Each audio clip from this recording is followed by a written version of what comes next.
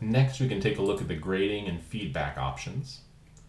The first choice here is count, and we can choose to count this grade in the gradebook, not count this grade in the grade total and hide it from students, don't count it in the grade total, or count it as extra credit.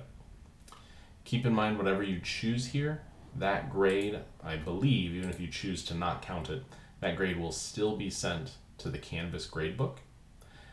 And what I would recommend is to leave count in gradebook regardless. That way it is sending the grades for certain to the Canvas gradebook, especially if you have practice assignments that you're building.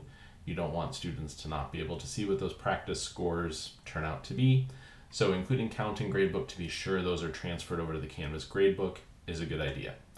It does mean if you have practice assignments that don't count towards the final grade, it starts to skew the way a student's grade looks in MyOpenMath.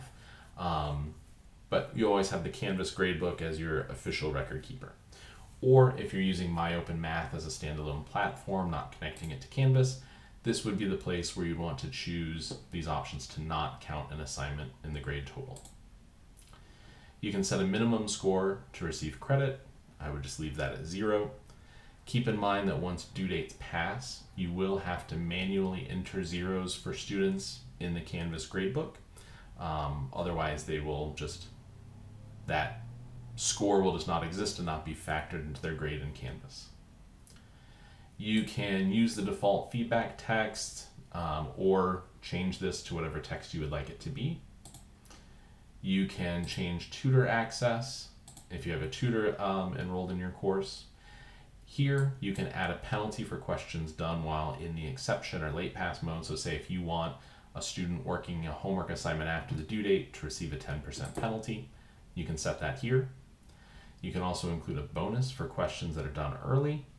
I've never done that before, but it seems like an interesting idea. And you can assign your assignment to an outcome. MyOpenMath gives you the option to set up outcomes from your courses as a way to track how students are performing in those different outcomes. Also not something I've done, but a way that you could track specific success either with essential competencies or learning outcomes in a course.